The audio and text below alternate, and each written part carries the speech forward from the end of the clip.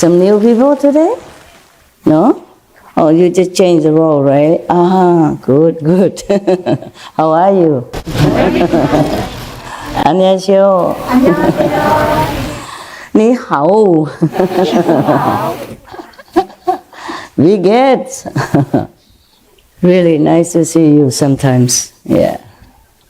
Because you are the addicted. Yeah. Addicted to master, right? Yeah, always coming no matter when. Yeah. And the food okay today, huh? Yes. I give a message. I say, cook a little bit more variety. And today is a lot of variety. But you enjoy? Yes. I say you don't come that often. Yeah. Make a little bit more choice. In case you don't like that, you can have that, you know. Treat you like a king, you know. The king, they have a lot of food. Yeah. But you are better than the king. Nobody ate before you. The king have to have somebody to taste it, in case it's poison. Yeah. Actually, that's not logical that the king want to kill somebody just for himself. In case it's poisonous, then that person die, yeah? But actually, I think this is just a kind of prevention, huh? Because if people already know that there's somebody tasting before the king, so they wouldn't put poison in it. So that is just helpful in that way. This one today matching my clothes. Okay. Actually, when the food is good, even though you're not hungry, you know, not that hungry, you still can eat. But if the food is not good, even you're hungry, it doesn't help you to enjoy. But you enjoy the food, yeah? Yes. No kimchi, but okay? 非常好。Yeah, 今天我觉得好。今天连我也可以吃早菜的。平常我吃不下。平常吃不下。I have to wait a long time until I eat a little bit. Yes. Normally they bring breakfast. They bring me one time a day at breakfast time. But I could never enjoy so early in the morning, you know. But today it tastes good. I did not mean to go out and eat. I just go out and bring my basket of food inside. And then I say, oh, something new. Try a little bit. Tastes good. Not too bad. Normally I don't eat so much in the morning. Yeah, maybe the congee is easier to swallow, but still don't taste good if they don't have something accompany. Not good accompaniment, then I just use some bean curd, tofu, or some pickle stuff. And hot, you know. Yeah. Sometimes when I cannot eat, then I use a Korean instant noodle. Hot. Very appetizing. If I cannot eat anything else, you know, just to calm the stomach, to dilute the sour acid inside, yeah, and then continue living. You still blending? Yeah? From time to time only? You cheat now? I introduce you as a blender. Okay. We tend to miss what we used to have since a child. It's difficult to quit, yeah. You do quit slowly, yeah. If you want to eat raw food but you cannot, then eat the raw first before your favorite. Then at least you have like 70-80% raw, and then the rest you enjoy. But after you fall, you know, with fruit and raw, then the other food don't taste as seductive. And then you're already almost full, so you don't eat a lot of that cooked food anymore. Yeah, okay? Yeah. Up to you, whatever. You eat raw?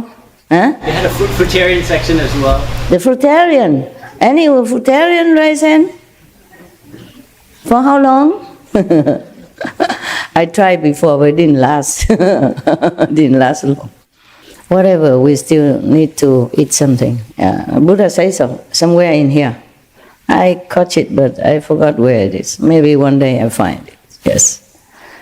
The Buddha said even Bhikkhu, you know, need to eat to stay alive. because we need to create a little bit affinity, yeah, in order to survive.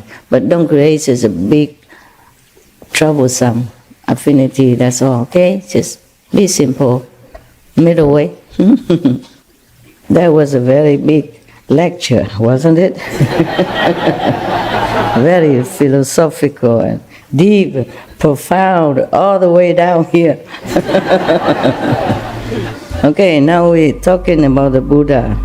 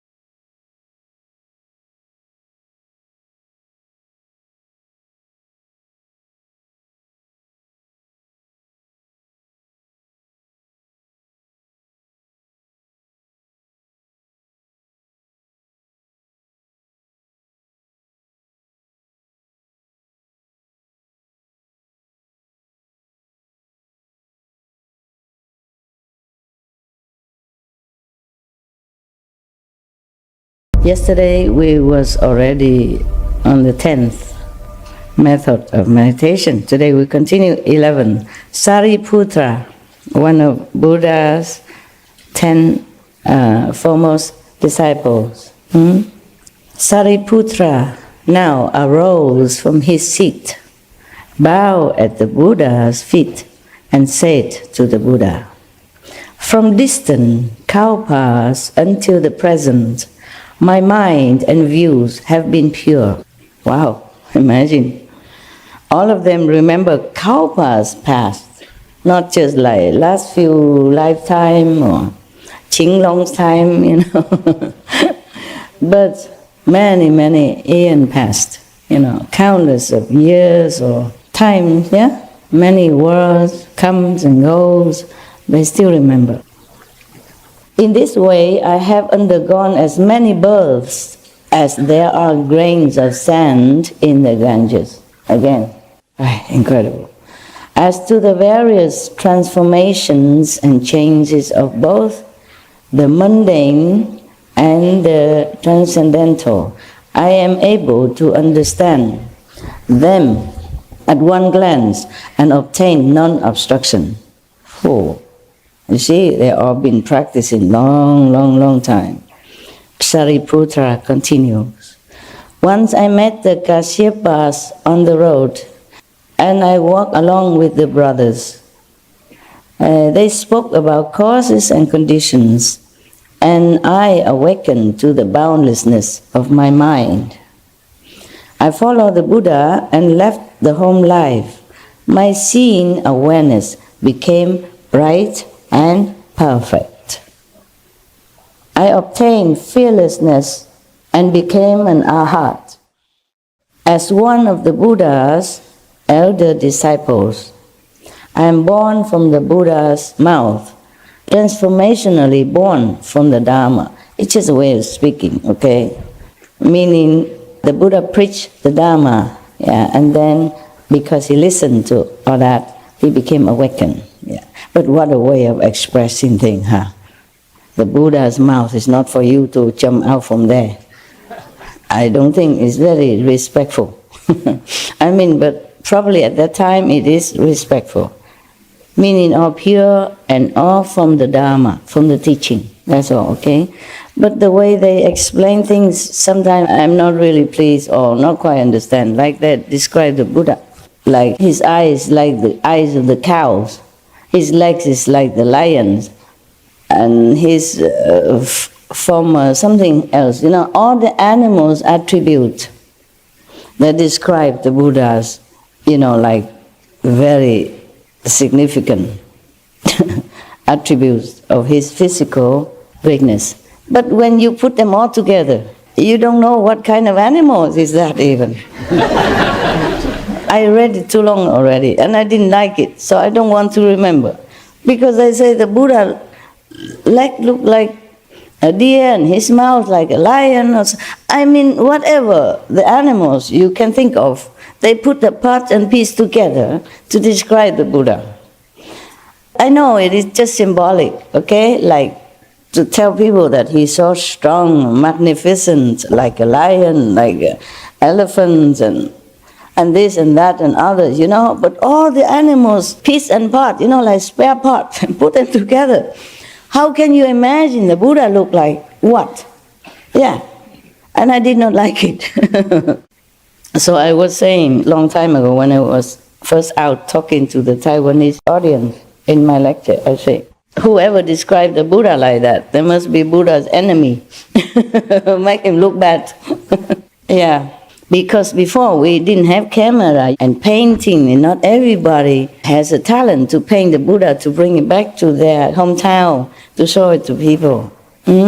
Just like you came from all over the world nowadays. Not all of you can paint me. If we didn't have camera or video camera, you would not be able to paint my picture. Not all of you have the talent. Oh, please don't, because if you don't have talent, please don't do it.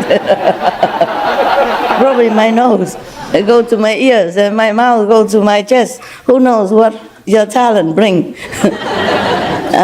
So it's similar in the old time. Somebody tried very hard to describe the Buddha's image to somebody who has no chance to come to see the world honor one physically, personally. So they try very hard and they exaggerate it, you know, the way the Indian people do. Yeah. They just love him too much. Yeah. So they just try to use the best, whatever, the most significant animals to describe him. But then when you put them all together, you cannot picture out what a Buddha looked like. This is like very weird animals, indeed. Yeah, maybe I find it and then I will tell you all the spare part that they make up of the Buddha. My goodness. And then it's even written down. Yeah, for the later generation to imagine. Thank God nowadays we have camera. But even then, some cameramen are kind and gentle. They make me look beautiful.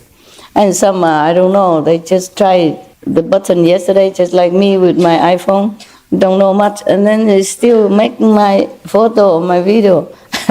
And I can't recognize myself. I said, do I look that ugly?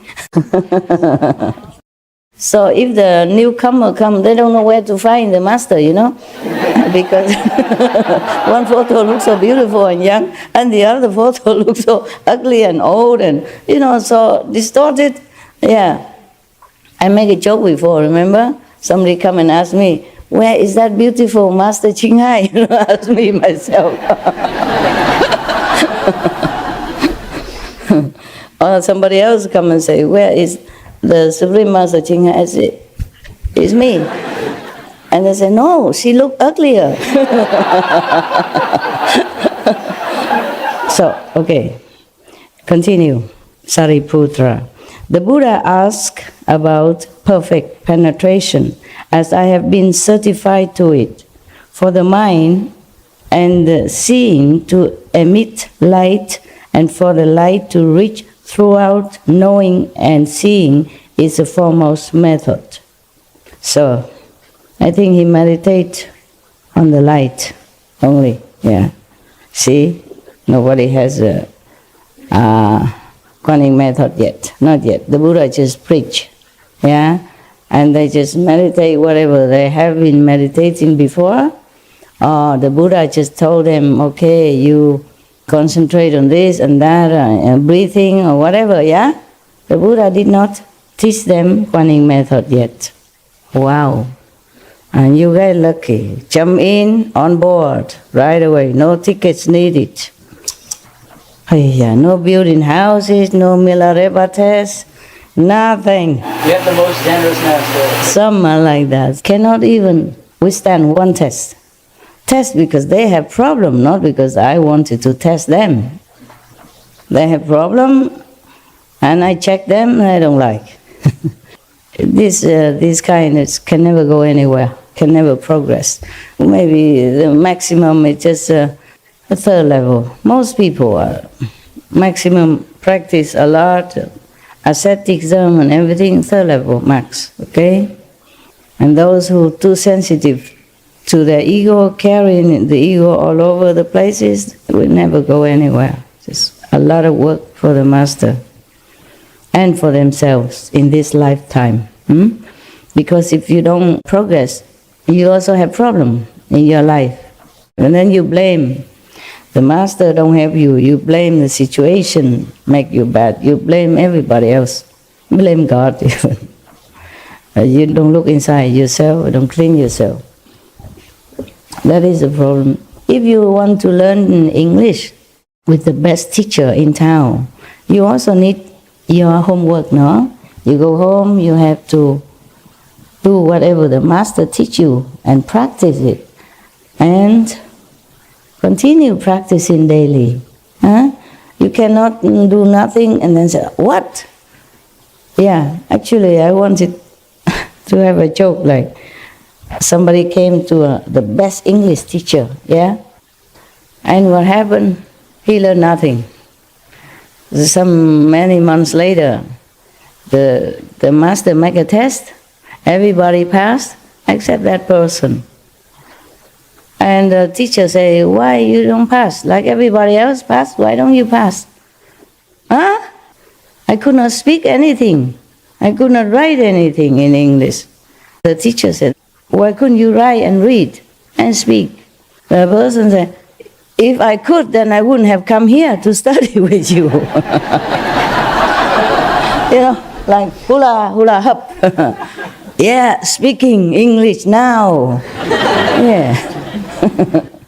If I could speak, read and write, then I wouldn't have come to you. This is the problem. It sounds funny to you and illogical, right? But this is what people do. That's what they're thinking, and that's how they behave. Even among some so-called disciples, my so-called disciples here, they have legs, but they don't want to walk. Yeah? And then the master needs to carry them all the time. You shouldn't do that. Then your legs will kaput. Yeah? One time I was in the hospital. There were, next to me there was one old lady. Yeah? She's Italian. And they don't let her walk out or anything. And because I could not move, and at that time I could not move, and it hurts everywhere when I move, so they think I also have nerves problem. They put me together in the same ward while testing, yeah? Anyway, every day she called my name, she make me do this, do that. I help her in any way because I thought she's handicapped. She couldn't climb out, couldn't do anything. Yeah, because I don't know, I'm so nice to people, so she asked me to do this, do that for her. And can she use my towel? Can she use my bathrobe, etc., etc.? Just give it all to her, doesn't matter, whatever, yeah. Otherwise she keep talking forever. But it's not as funny as it sounds now. If she go down and clean her teeth, she never close the tap. If she clean her teeth, for example, they help her to go down and then she clean teeth, and then they put her in a bed, you know, she never close the tap. I have to go and close it, for example. So I said to her, you must close the tap, you know, she speaks some French, and I speak half Italian. Half of the sentence. We understood each other okay, especially I understood her. I don't need language to understand her. She just demand all kind of things. Want to talk to you, even though if you don't understand, she just keep talking, calling your name until you have to get up. Either talk to her or go out of the room. So this lady, she's laying in bed all day, eating, or talking to herself or to my ears, anything. And now and then ring the bell just so bother the nurses. They all hated her. They don't want to have anything to do with her.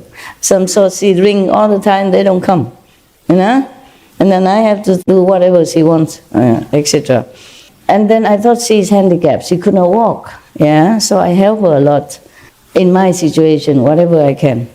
Now, this lady, she's really something. She can speak French, Italian, perfect, And sometimes because she can express very accurately, I was surprised.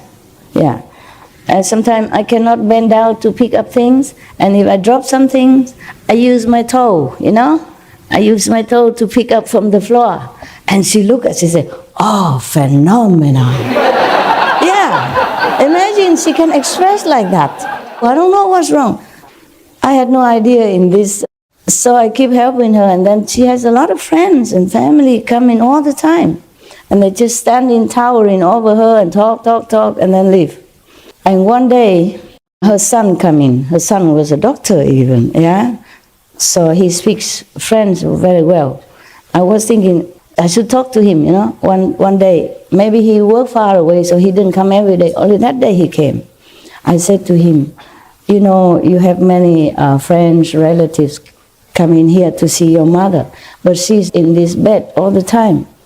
You better tell them to, every time they come, just help her on both sides of her arms and make her walk around the hospital. Otherwise, it's continue like this, her legs will lose the ability, the muscle to walk. So from then on, they do that. Oh, thank God, I was so happy whenever they come, because they take her out, and I don't have to listen to her radio all day long. But that's good for her also. I wasn't thinking of me, I was thinking of her, Because when I saw the nurses take her out of bed so that they can clean the bed and change the bed, I saw she can walk with him. So I told him that, and from then on they come in and not just blah blah blah, but take her out for a walk in the corridor and all that. She could walk even. She don't even need that. She just loved it. One day I tested her, she just run to me. If you give her some favorite stuff, she come to you. No big deal. So from then on, they keep doing that. Some people, they're not handicapped, just don't want to do things. You must do it, okay? It's your duty to yourselves and to your 5 generations, as well as to the world. Be a hero, okay? Be a hero. Rely on yourself and help others. Not just rely on master all the time. Like if you're a baby, then your mother feed you milk, and liquid food. But when you're growing up, you chew, you chew, okay? And you learn to walk, learn to talk, and then you can learn to be of use in the society. That's what we should do, okay? That's why we have to keep our dignity, do our job. Whatever job, we do it perfect as we can. And the spiritual practice, we do as best as we can. Don't make any excuse to slow down yourself and make trouble for yourself and for other people. You're grown up, no? Grown up. Even children, they practice well. Alright, so now that's what he thinks, After he concentrated on the talking of the Buddha of those long time, Kalpas ago, these 2 other monks outside on the street, then he see the light, maybe concentrating, see the light. So he think that knowing, meaning listening to the teaching, then he have knowledge about spiritual practice. And then seeing inside, you see, knowing and seeing is the foremost method. Knowing, because the Buddha teach him, or these Kalpas ago, he met a good spiritual friend teaching him, and intellectually he know things. He understand the spiritual practice. And then seeing, meaning maybe at that time these spiritual friends teach them to concentrate, to look inside, yeah? And the Buddha at that time also probably teach him how to meditate, see, okay? From the inside eye. So he said that's the best method. Learning the theory and looking inward, yeah, best. Now, we have the next one. Universal worthy Bodhisattva, that's his name, arose from his seat, bowed at the Buddha's feet, and said to the Buddha, I have been a Dharma prince, with as many thirst-come ones as there are sands in the Ganges. And still did not become Buddha yet. With so many Buddhas, learning so many. What's wrong? I want to know what's wrong. The thirst-come ones, meaning many, of the 10 directions, tell their disciples who have the roots of a bodhisattva to cultivate the universal worthy conduct, which is named after me. Wow, big shot. Huh? His name is universal worthy, and many conduct have been named after him. Were honor one, meaning the Buddha, Sakyamuni Buddha, I use my mind to listen and distinguish the knowledge and views of living beings. In other regions, as many realms away as there are sands in the Ganges, if there is any living being who discovers the conduct of universal worthy, I immediately mount my 6-tusked elephant and create hundreds of thousands of reduplicated bodies, transcendental bodies, transformation bodies, yes.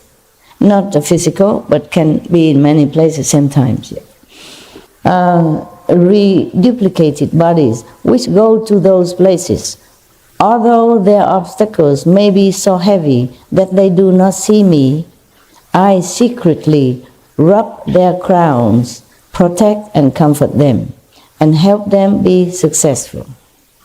Successful in cultivating the universal worthy conduct. There are two kinds of conducts. The reason why the Buddha named the other Buddhas, countless Buddhas have named many conducts and teach the conduct to their disciples in their time due to him. Teach this special, universal, worthy conduct. I have to tell you, otherwise you don't understand. Because this is my own experience, okay? There are conducts that is worthy to be humans, or to be sane and saints in this physical world, or in the shadow world, But there are conducts which is above this area. I mean, above the physical world, not the shadow world yet. Okay, so the universal, meaning for the universe to accept you as a worthy person, as a worthy saint, there are other conducts. You cannot just practice, okay, I don't steal, I don't kill, I don't tell lies, I don't have sexual misconduct, I don't take intoxicant, then you are a worthy person in the whole universe. No. There are other conducts which you cannot do it by physical means. You gain it through meditation practice. As you go higher, you gain more worthiness. There are worthy powers and many other powers which is not named or not practiced in this world. For example, I go to different realms. Oh no, I cannot count anymore. Every day 20-something realms that I pass. And I had no time anymore to write down. I've been neglecting my spiritual account for long time now. Not long, maybe at least a few weeks now. After I did the last retreat, things jump up so quickly. Every day 20-some, 29 and sometimes even 30, 31. New spiritual realms. Normally if it's a few, I always write it. It doesn't matter how late. Doesn't matter how tired I am. I always note down the realms that I had passed. and the reinforced powers that I've got. But these days, I have no chance, no time. So every day, even if I have a time to turn the page of my diary, I would say, today, 29 new rims. And yesterday, maybe 28. And then the next day, 30. Another day, just right on top, that's it. And now and then, if I have more, just a little more time, or even if I care, I write out how much spiritual merit, countless Ganges, rivers, sands, SMP, spiritual merit points. You see nowadays, my diary is all blank. Just a few numbers on the right top. I have hope that maybe tomorrow, the day after, I will have a chance to write it. But it has been at least 10 days already. It's all empty. It's all the number. 25, it depends on how busy I am. 24, 25, 29 only. And that is not like I've been on retreat even. I just meditate at night whenever I can, or daytime, and it jumps up so fast like that. Because one time, they report to me that if I want more new rims, more power, I have to go to such and such area. Yeah. I said, sorry, I can't. Can you not bring them here for me? And I did. Therefore, now it's overwhelming. I have no time to count and no time to write out the new rims as well as what power they transmitted, returned to me. This just, by the way, to tell you some happening in your master late time, late period of time. In one of these powers that exists in the universal, above, even above this shadow world, is worth power. Worth power. That the whole universe look upon you as a worthy being. But because I have so many disciples, no matter how much I have, it is still not as much. Still, nevertheless, sometimes I say to them, okay, I'm not worthy, so what? Okay, what do you want to do about it? And then in my vision they say, no, you're still worthy. Well, thank you very much. Because the Maya sometimes cheat me, tell lie, They told me, if you don't eat, then you'll be more worthy. I say, get lost. It's just some physical things. And I know I create my own food anyway, even though it doesn't look like that. Yeah. The food came from love, power of love, the power of loving creativeness. Yeah, so I don't owe you nothing, get lost. But he always tried these and others, Be vegetarian, you'll be more worthy. I said, no, worthy for how long? You cut off 28 years of my life. How worthy can that be? How good is the worthiness to me if I die earlier? And all my disciples became orphans so early. And other people who are supposed to come to me cannot see me. Get lost, I keep telling him, get lost. He tries so hard. The Maya tries so hard. Try very hard. If he cannot directly influence me or talk to me, then he make, the attendants of the dogs, not my attendant, I don't have any. I used to have a lot of so-called assistant, attendant, 侍者 this, 侍者 that, I have nothing anymore. I'm so scared to use anyone because the Maya will use them to bother me, okay? So I clean up myself, I do most of the things myself, whatever I can. I don't let anybody go near. They just take care of the dogs. Even then, they still make trouble for them. And then to trouble the dogs. Make the dogs ill, make the dog trouble, and then trouble me. Or make the assistant haywire, and then trouble me too. Even I don't ask them to do anything for me already.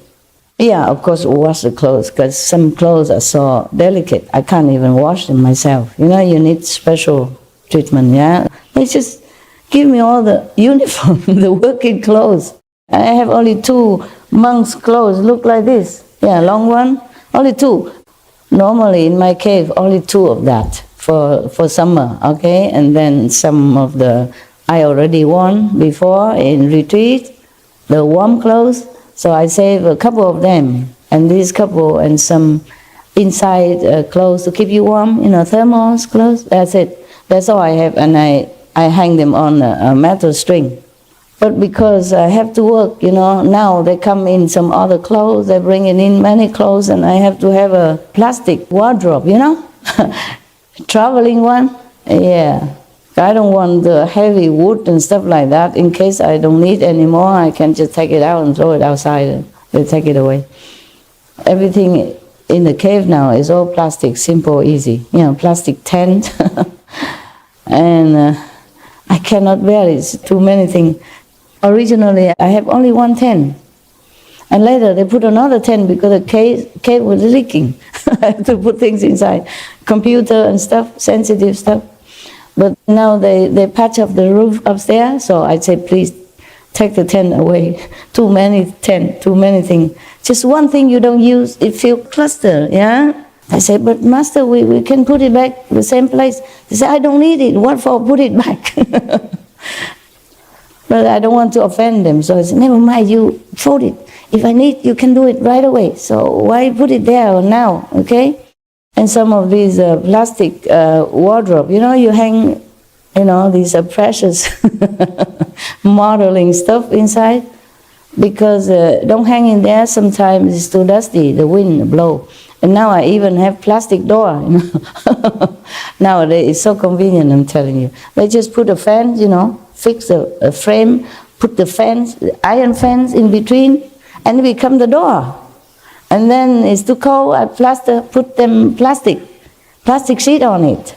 The soft one, but thick, yeah, it's transparent, then it becomes like a door.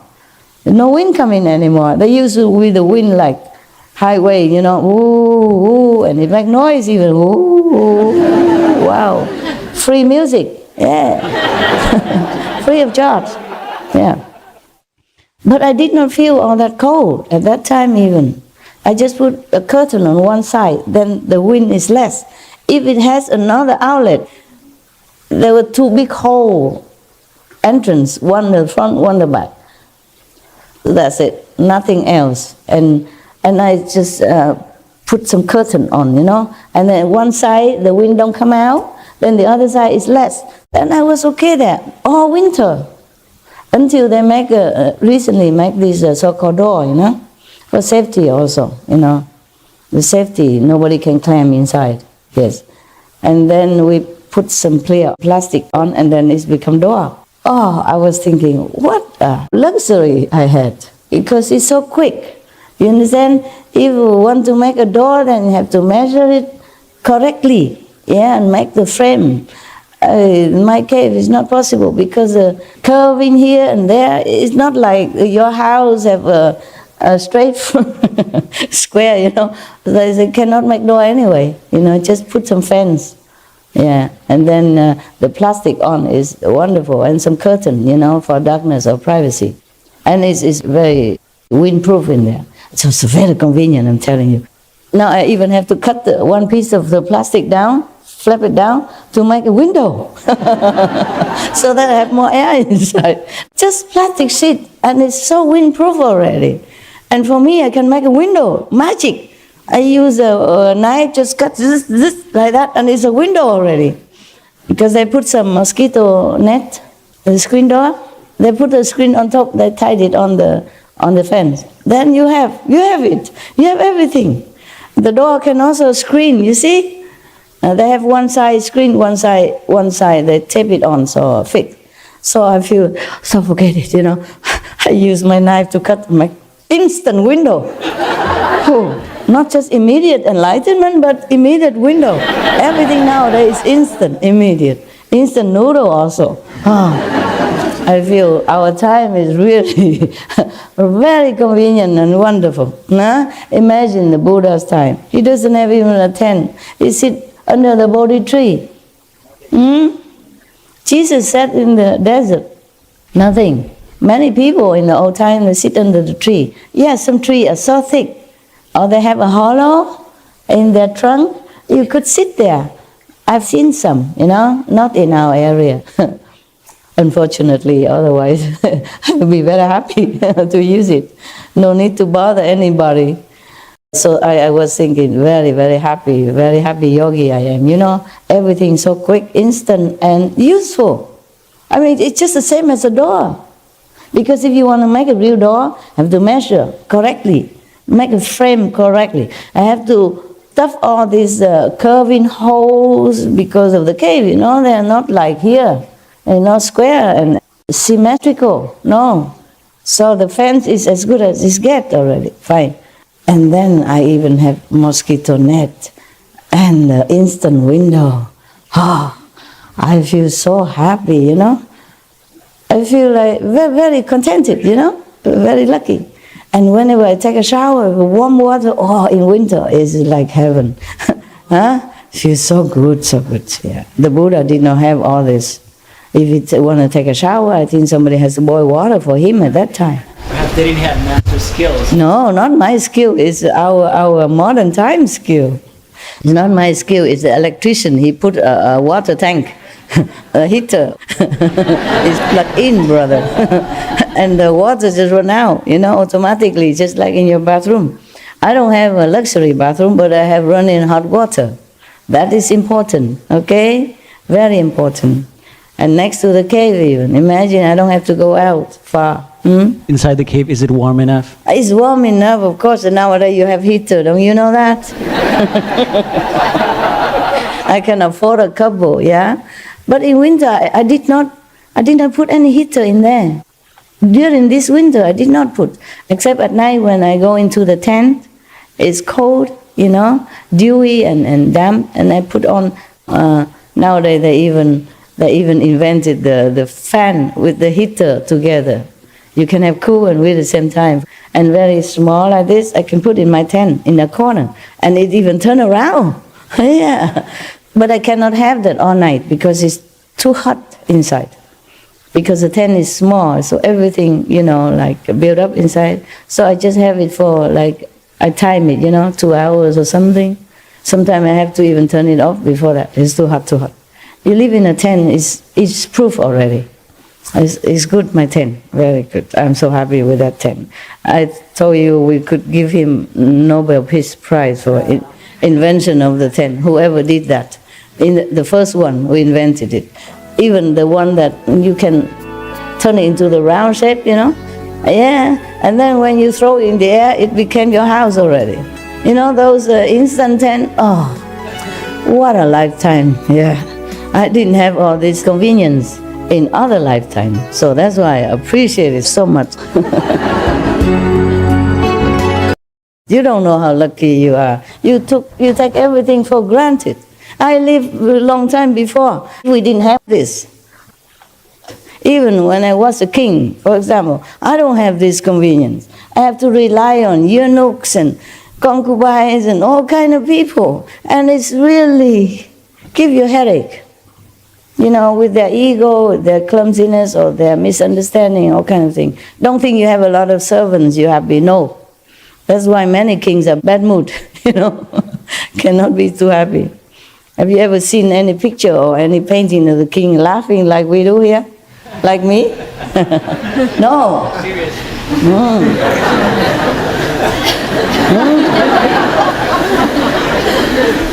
And even a bird, no, that's to look even more serious. Because they don't have the tent that I have. Yeah?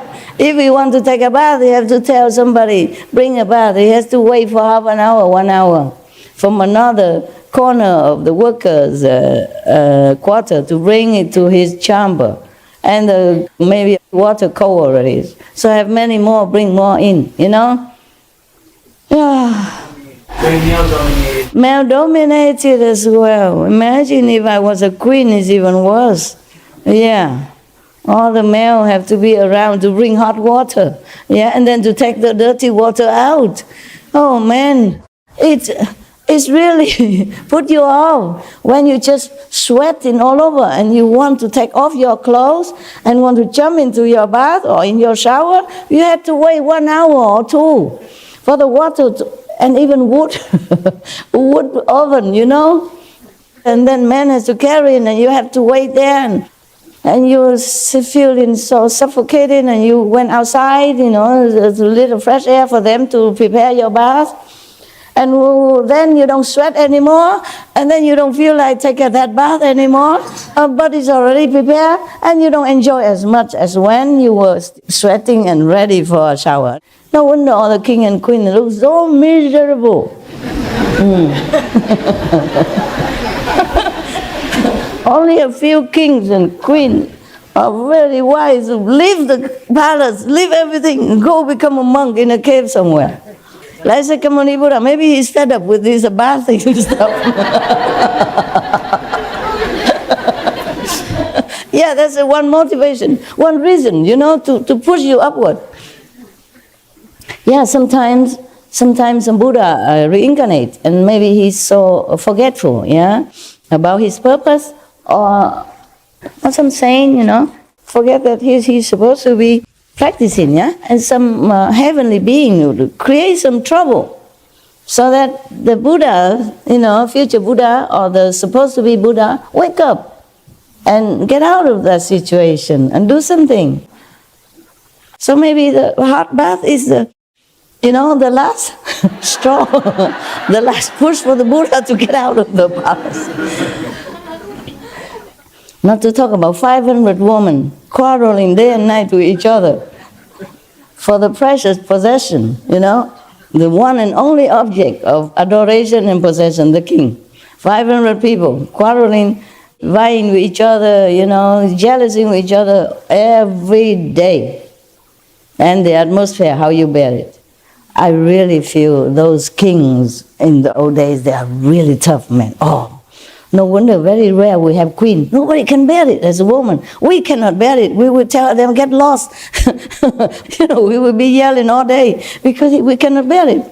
But the men, the more stressed, the more terror, and then they get stronger and stronger. That's why they can become king long time. And most men are king. Most kings are men, Yeah, you also king. Most men are king. They behave like one. They can't cook. The women have to cook for them. Yeah, they can't do this, they can't do that. Yeah. If that's not king, then what? Huh? How can you not cook? Why not? So easy. Put all the vegetable, chop. Wash it, throw it in the big wok or whatever, stir it up, put a little bit salt inside, or maybe some condiment, and take it out and eat it. How difficult can that be? Cannot you cook? Go home, learn, okay, from your wife. Or learn from some disciple and surprise your wife, surprise your girlfriend sometime. Give her a break. Give her a break from the kitchen. Go home, train your husbands, train your sons, train your boyfriends, okay? Make them cook. You don't want to? Okay, today no dinner. Simple. And if they don't want to, okay, go earn your money, buy your pizza. Dig it? Yeah. You did, good. I learned that from movies. Some American, they say, dig? You dig it? Dig. Did you capiche, you understand it. But you don't need to translation. When I ask you, did you dig? You dig it, then you understand. Right, continue. Now we go back to serious business. The universal worthy Bodhisattva arose from his seat and tell that he practiced this conduct. So he said that the Buddha asked about perfect penetration. The basic cause I speak of in my case is listening with the mind to discover and distinguish at ease. This is the foremost method. Using some intellect, you have to listen with concentration, and distinguish what is what. Meaning what the meaning, the Buddha say that. Why he say that? There's some deeper meaning behind. Really must concentrate and analyze it. Using that. You must listen with the mind and distinguish at ease, This is the foremost method. That's just for him. But above that, he also have the universal worthy power. Because of that, for aeons of times, he has always been able to appear different places to help the people who also practice universal worthy conduct. Universal worthy conduct is one of the methods, from 84,000 methods. Some people practice that, just to be really good, pure, morally fit, and are meditating, on the universal power. Only if you can. Only if you happen to tap into that corner of the universe where it houses universal power. Just like I went to different new realms and where it happened to store universal power there. Like for example, I go to place named A, okay? And that new spiritual realm house two power. They also have other inherent powers, but one of it is worthy power, okay? Worth, they call it worth power, not worthy power. But this worth is even above this kind of universal worthy power. In order to go higher into new realms all the time, I need many different powers to go up, to go up. And nowadays, there's more than I could even count now. I have no time to even write out what realms I pass and what power I have reclaimed. But it's still reclaimed, nevertheless. It's just that I did not record it, that's all. I just hope one day I have a long, long, long winter hibernation, then I can remember and write it all down. Or maybe not. So, because of that even, he could go and help a lot of people. You see, so the saints and sages, they don't just practice, attain their enlightenment, and sit there doing nothing. They're quite busy, going from one place to another, helping one person after another, even though they don't even know it. Just like you have angels around you protecting you every day, but you don't see them. All right, so now we go to the next one. My calendar is running wild. 我的日历很长，好几年齐在一起。I say so many years together. Okay, now. Sudarananda is another monk. Arose from his seat, bowed at the Buddha's feet, and said to the Buddha, "When I first left home and followed the Buddha to enter the way," meaning for enlightenment, the way. They call it the way, the path, the Tao, is the same. I received the complete precepts, 250 precepts, for monks and nuns. But my mind was always too scattered for samadhi. Even received the precepts and maybe some meditation instruction, but his mind is running all over the place. He cannot concentrate, so he cannot enter samadhi state. And I could not attain the state of having no outflows. Of course, if you don't meditate well, all your defects will not be cleansed for this lifetime. And that's very difficult to enter samadhi or to progress, The World Honor One, meaning the Shakyamuni Buddha, taught Kaustila and me to contemplate the white spot at the tip of our noses. Do we have one? Oh yeah, if you look down like this, there's something. Okay, I think that is the most easy one for this monk to practice, okay? Just like Patanjali, he teaches his disciples a different method, Do you want different methods from me? No, we don't. No, you don't? You're happy with this? Yeah. Okay, okay. Because we have many, okay? By the way, before you meditate, okay, you should take some deep breath. You lay down, It's better laying down because it's very relaxing. If you sit down, maybe you might fall down afterward. You just lay down and you breathe in as deep as you can, with the nose, okay? And how you say, lead it all the way to your stomach or your solar plexus, yeah? And then go back all the way to the chest, and then all the way to your head, yeah? And to the crown, or to inside the head, doesn't matter. And hold it 10, count to 10, and exhale, yeah? Maybe 6 times, and then you meditate. You will find more calm, okay?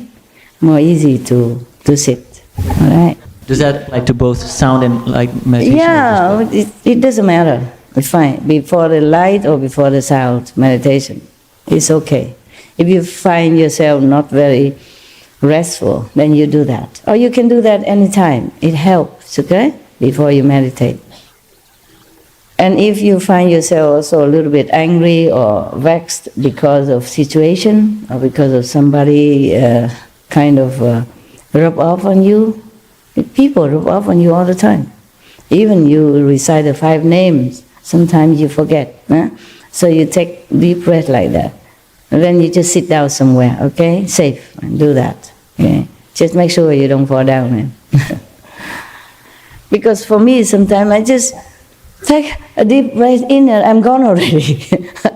Too tired, too tired. Too tired, you know? Sometimes because of working too hard or because somebody, it depends on situation. I came home, you know, enter my tent, and I want to turn on the warm heater, yeah? I just turn it on, and then I'm gone. and then I'm still holding it. And only when it dropped, you know, boom, then I realized, why am I gone so quickly? So therefore, that's why most masters teach you to sit on the floor, huh? Because if you're standing up and meditate like that, you don't only drop the remote control, you drop your whole body, and you might be in trouble, yeah?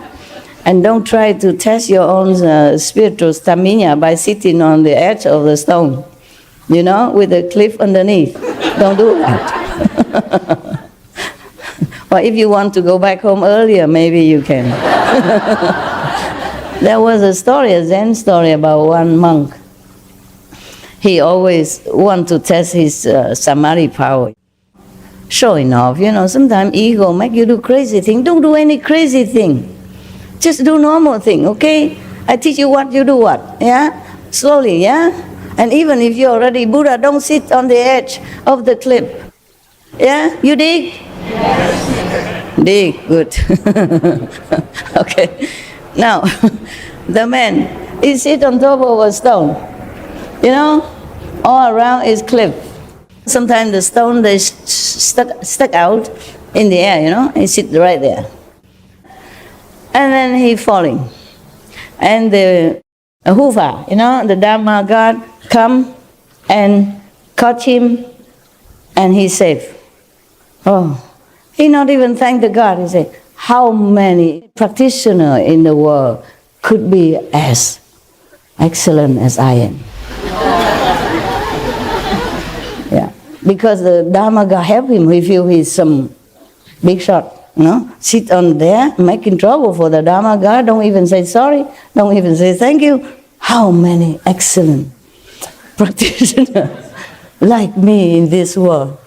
So the Dharma God answer, you know the answer, right? I told this joke before. He says, such a lousy like you, oh, plenty, plenty. A lousy one like you, plenty, plenty. Ay, ay, ay. Just don't do it, okay? Even you, if you have angel around you. All right, you laugh enough already? Good. Laughter is good for you.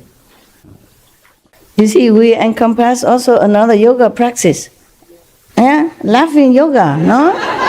Yeah, for that I should cash in some extra. I promise you, I teach you Kuan Yin method free of charge, but I didn't say the laughing method. What? Bonus. Yeah, bonus, I didn't say bonus. And breathing also? Oh, that's a third one. This woman doesn't know how to do business. I can only design clothes or jewelry, but I don't do business. It's them who fix the prices or who pay the taxes and who do all the accountant stuff. Yeah, if I do business, I probably lose all the time. Like to give, oh, you like it, but you don't have money? Here, take it.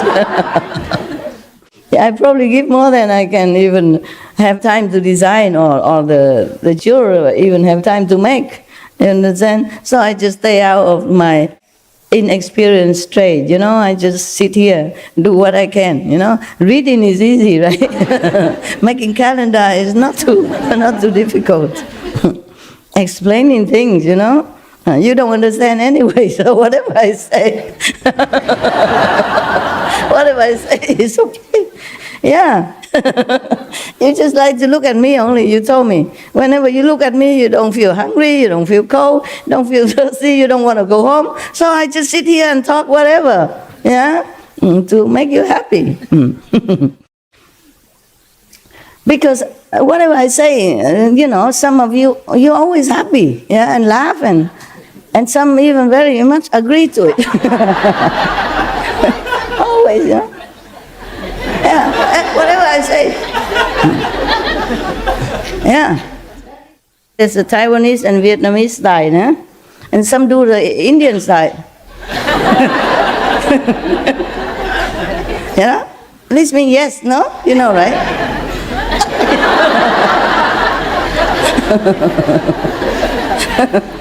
Wow, good disciples indeed. Always agree with the master. Yeah, not only laughing, clapping, but obviously nodding as well, to make it more emphasized. And even make some sound to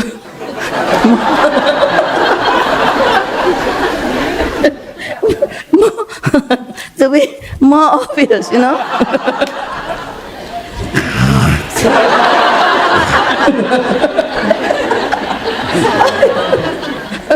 I'm telling you, if the Buddha is here, I think he will shake his head. I think he won nirvana quicker. His disciples are arhats already since Ganges and River's lifetime. And my disciple, I don't know where you're from. Just know how to laugh, eat, agree, and make some approval sound.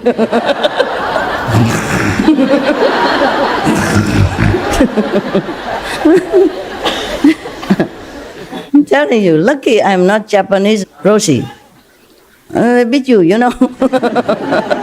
If you don't sit straight and nothing like that, no matter you agree or disagree, they will beat you up. Yeah? Lucky you, I'm not Japanese Roshi. I mean master. Yeah, Roshi means master in Japan. You're lucky so many ways. I don't charge you the extra method. Free of charge, laughter, all kind of things. Good food, yeah. Good greenhouse for you. Yeah, this is very convenient, hey? Yeah. Very well done. It's good. I mean, better than nothing. Oh man, you such happy kids. So happy people. I never seen so happy people. So many happy people in any of the temples assembly in my life.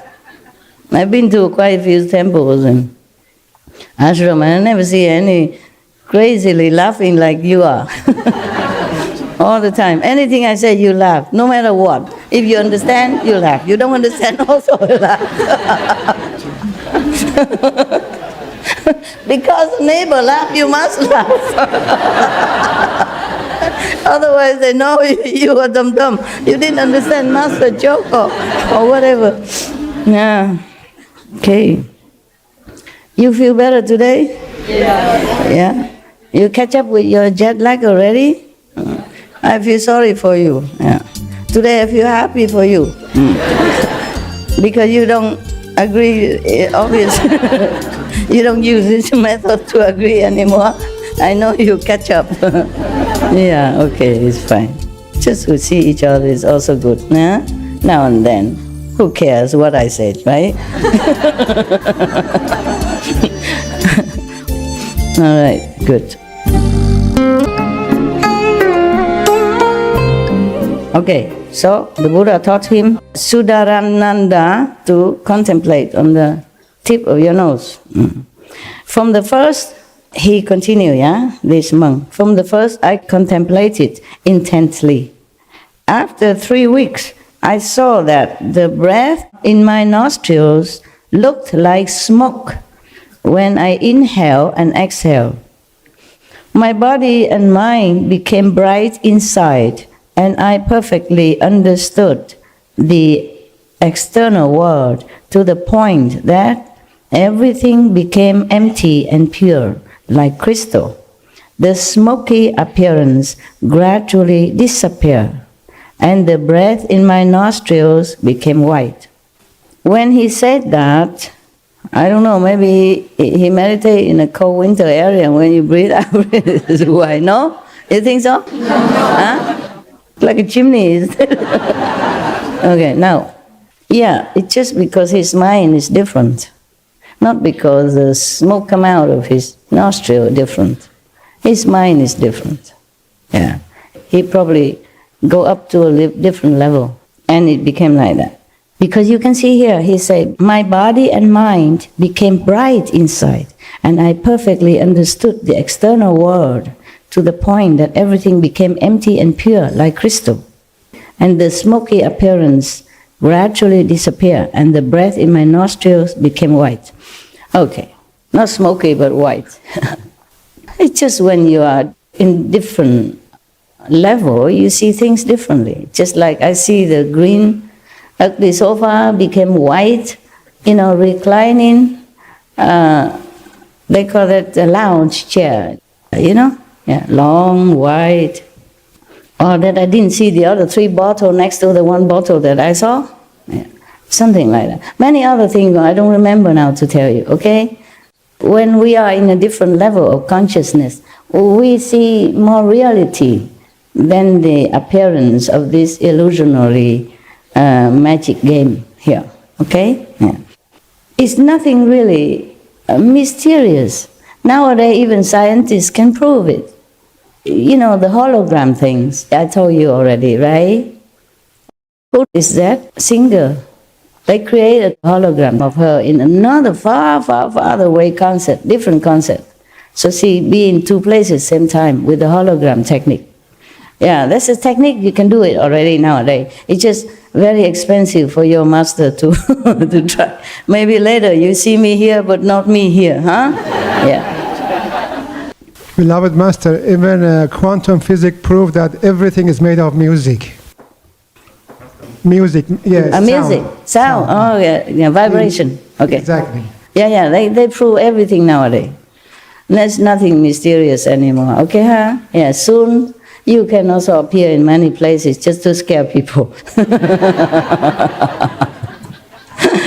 When they were gossiping about you and you just appear. I heard everything. I will change my will.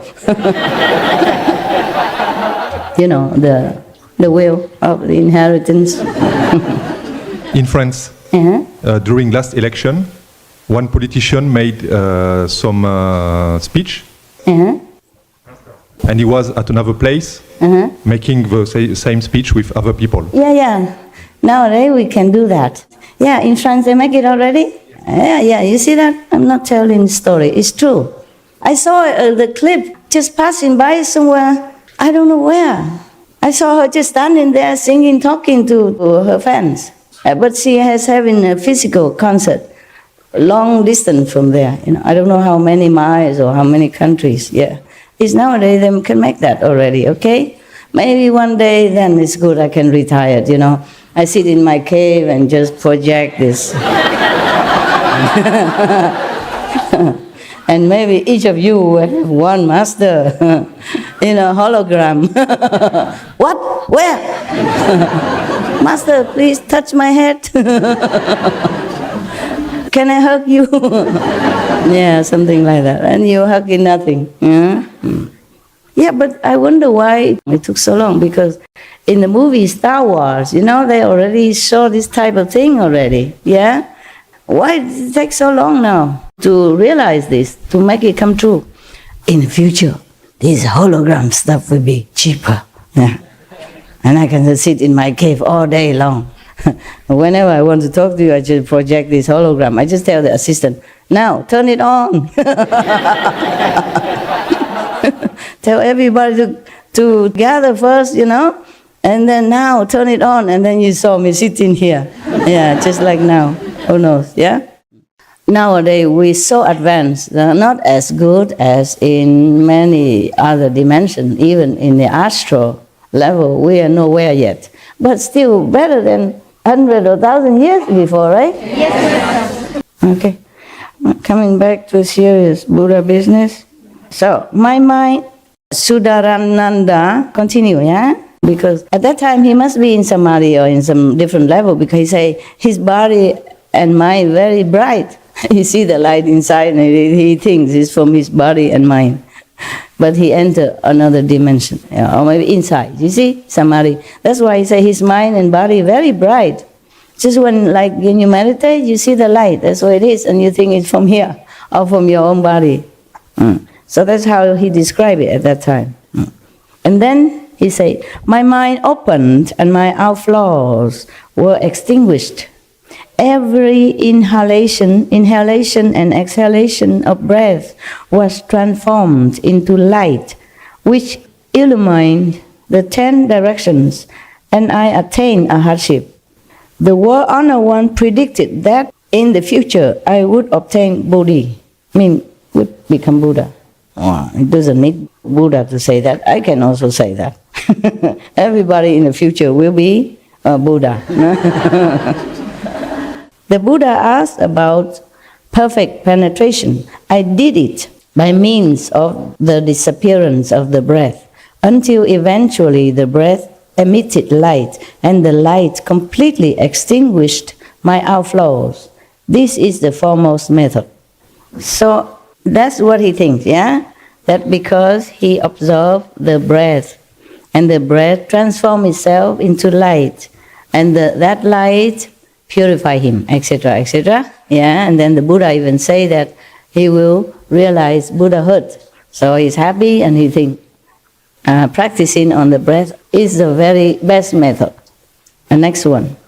Purnamatraya Yaniputra arose from his seat, bowed at the Buddha's feet, and said to the Buddha, for vast kalpas, again, I have possessed unobstructed eloquence. When I discuss suffering, this monk also knew his past numerous kalpas. I have possessed unobstructed eloquence. When I discuss suffering and emptiness, I penetrate deeply into the actual appearance, and in the same way, I give subtle, wonderful instruction to the assembly concerning the secret Dharma doors of as many thus come ones as there are sands in the Ganges. I have also obtained fearlessness. The World Honor One, Shakyamuni Buddha, knew that I had great eloquence, and so he made use of my voice in turning the wheel of the Dharma. He taught me how to disseminate it. I joined the Buddha to help him turn the wheel. I explained it. I accomplished a hardship through the lion's roar.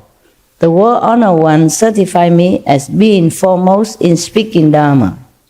The Buddha asked about perfect penetration. I used the sound of Dharma to subdue demons and adversaries and melt away my outflows.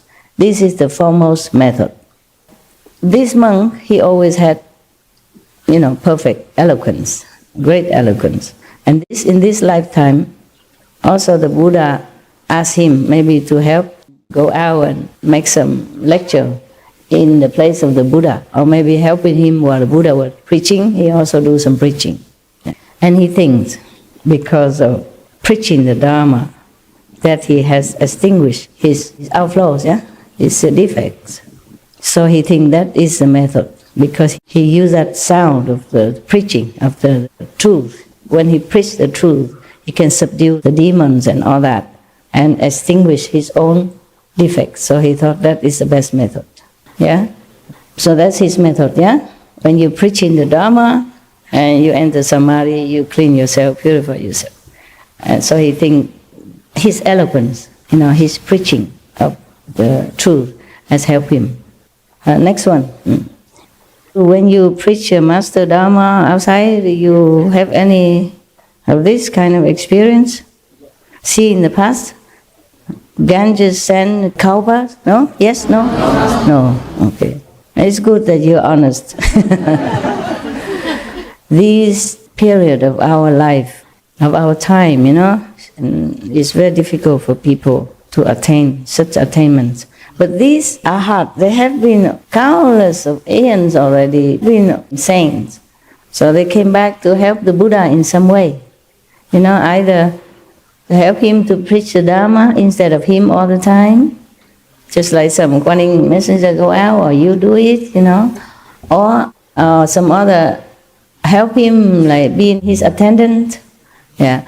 Other help him in giving the precepts to the new monks. Other helps him in maybe, cleaning the ashram.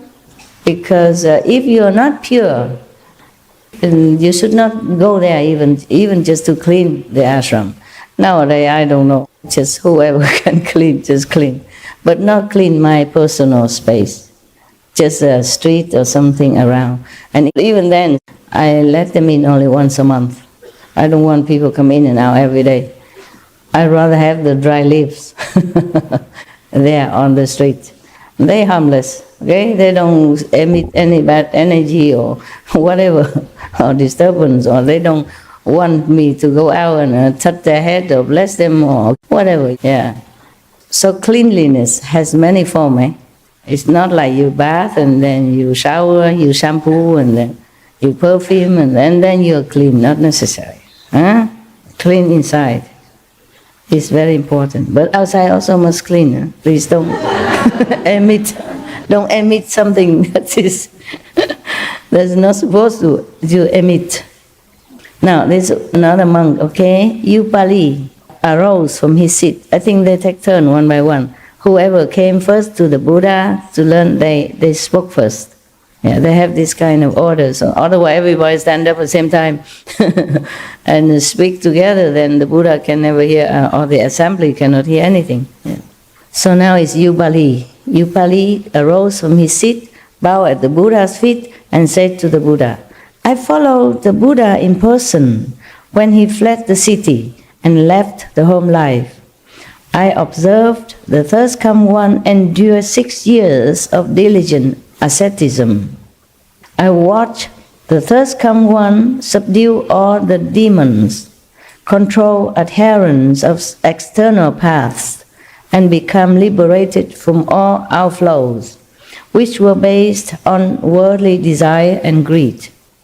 Wow, this one followed Buddha a long time, huh? Probably one of his attendants before or something, yes. Or maybe just one of the first one who caught sight of him and then followed him to help him in some way. 6 years? During 6 years even. I based myself on the Buddha's teaching of precepts, encompassing the 3,000 awesome deportments and the 80,000 subtle aspects.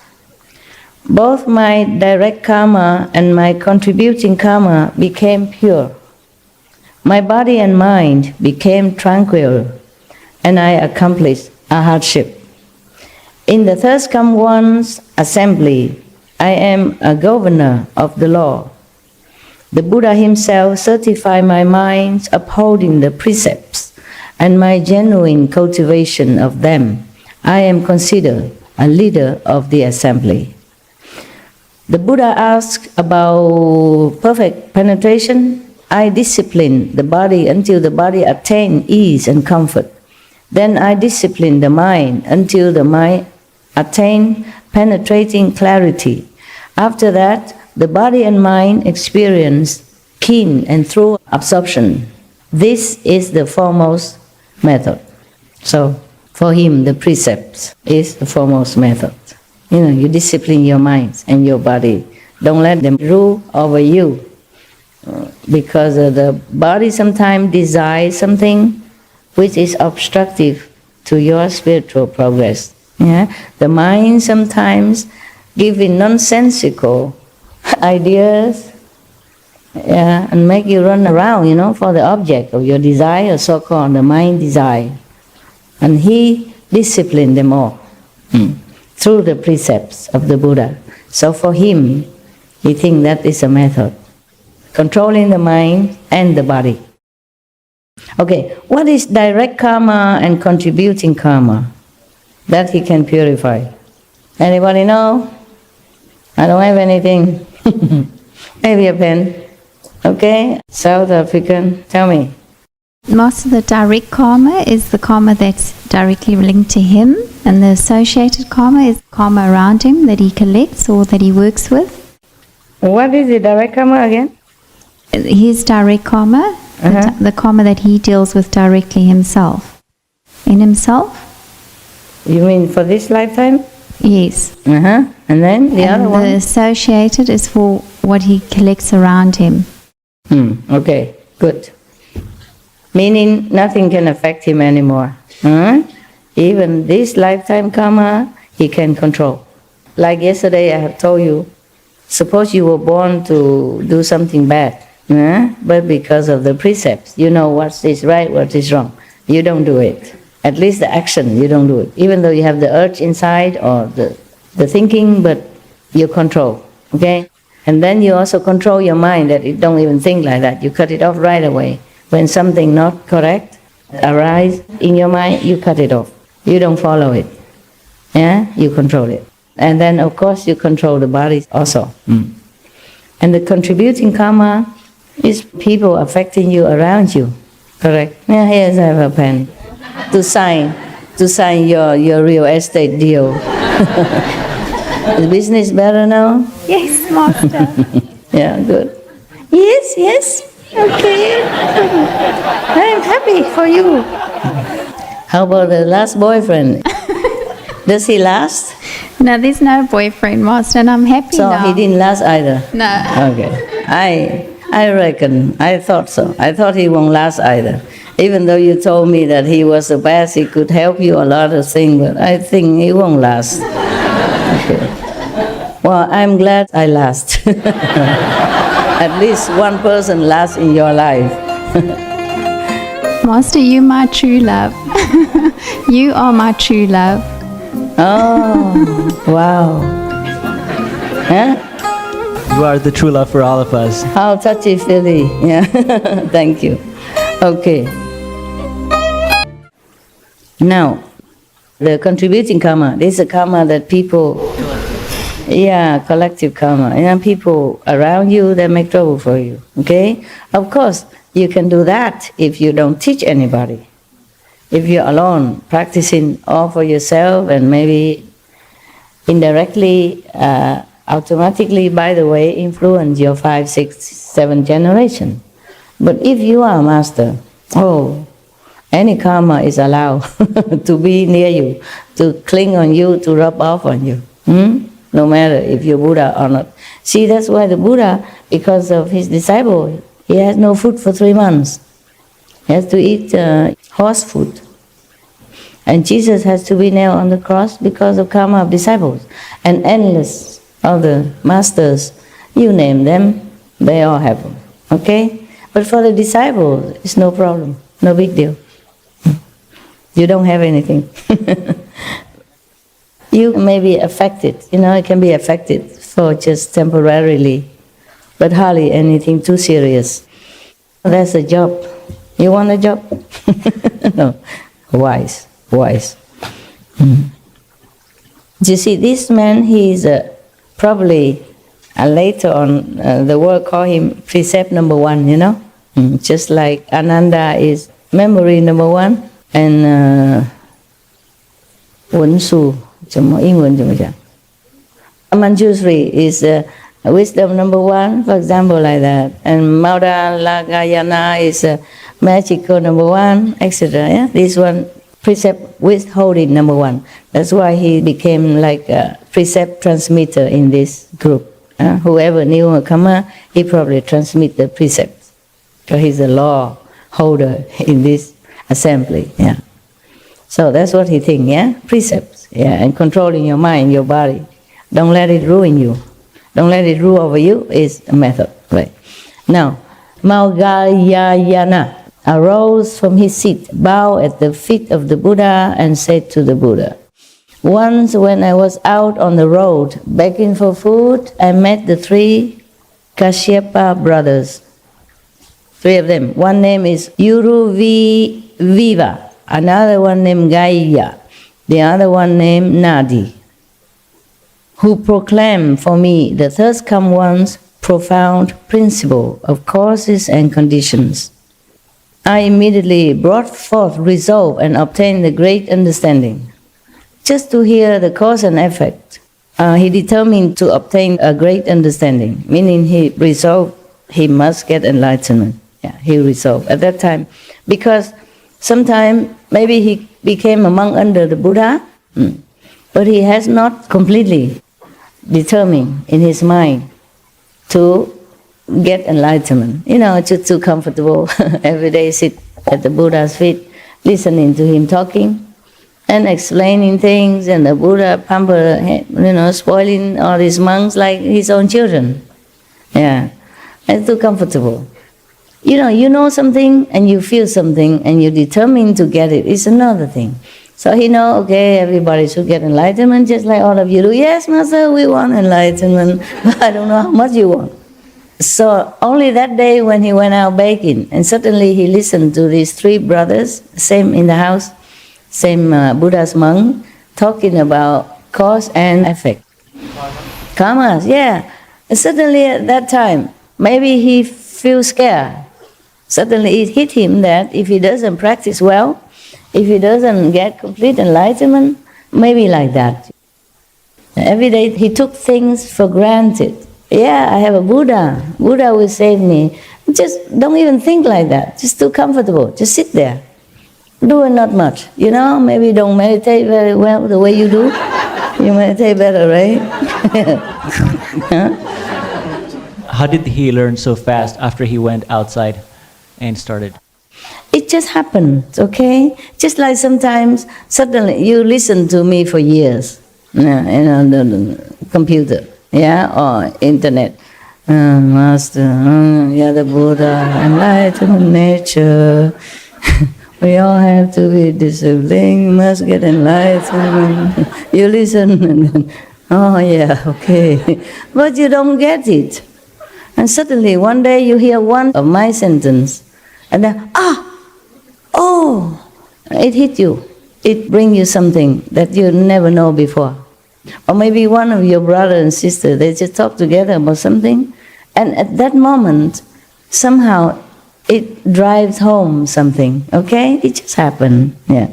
We need a lot of cause and conditions to arrive at where we want to arrive, okay? So it's just like some monks before, he listened to this and then he listened to that, or suddenly he saw this and then he awakened. Not because of the bathtub, not because of the bathhouse, not because of the water. It's just the condition ripened, and then it happened.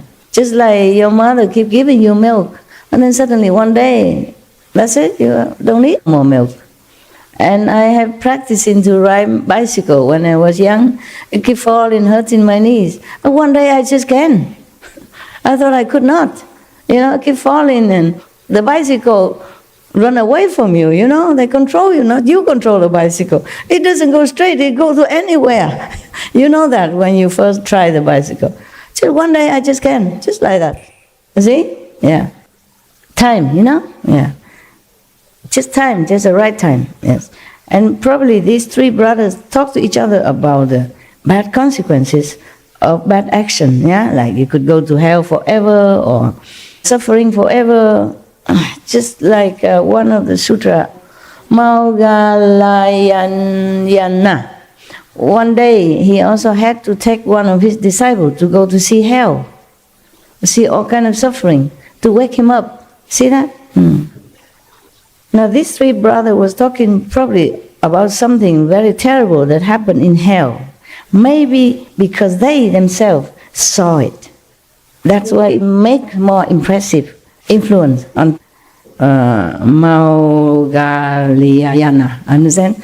The Buddha say, okay, if you don't practice, you eat meat, you drink wine, you go to hell. Everybody knows that already, yeah? It didn't hit him until that day. Personal experience from these three brothers tell me, oh, my God, yesterday I went to hell. Not went to hell maybe, but hell was open for me to see the scene that people suffer in there, all the beings suffer in it. It's incredible, incredible. It's unbearable. And then it hit him that it's true, it really has hell. And people, beings truly suffering in there.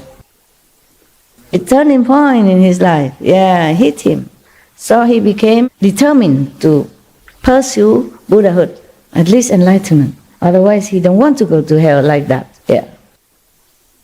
The third come one accepted me, and the kasaya was on my body, and my hair fell out by itself. After that, he came to the Buddha to want to become a monk then. Maybe he was just a lay person before. And just come and go, don't care. What for, become a monk? A monk eat one meal a day, how can I bear it? I stay at home, I still have this and that, I eat good food and still can get enlightenment. You see? The Buddha did not say that all of us have to be monks in order to have enlightenment and to reach Buddhi, so why bother, Only then it hit him and he ran to the Buddha, became monk. And the kasaya means the big robe, the most outer robe of the monk. It's like a blanket. Before, you just wrap on your shoulder. Nowadays they make a button or something here so that it don't fall off. It's just a blanket that mostly Hindu monks still using it. They have a blanket, they carry it on their shoulder, so it's convenient, And then monks, they have it. They carry it everywhere. They can spread it on the floor to sleep. They can cover themselves, or they can cover when they take a bath in the Ganges, so they don't be too indecently exposed, or change the clothes, something like that. Finally, until this day, in some country it becomes like a must-have, but it doesn't have that practical function anymore.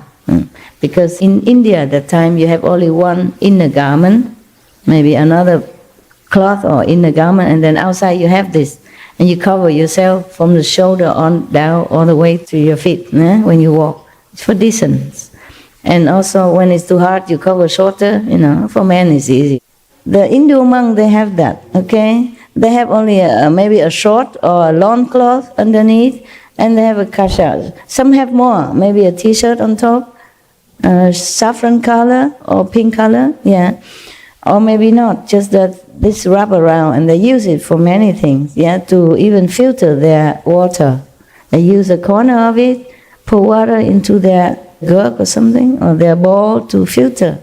In the old time they do that, because they don't have other means.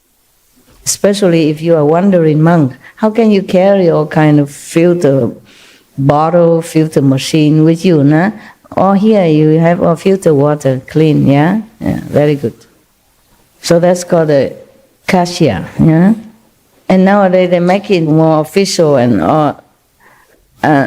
in the old time the kasya will wear out sometimes, and the monks of course will mend it with their little part of cloth.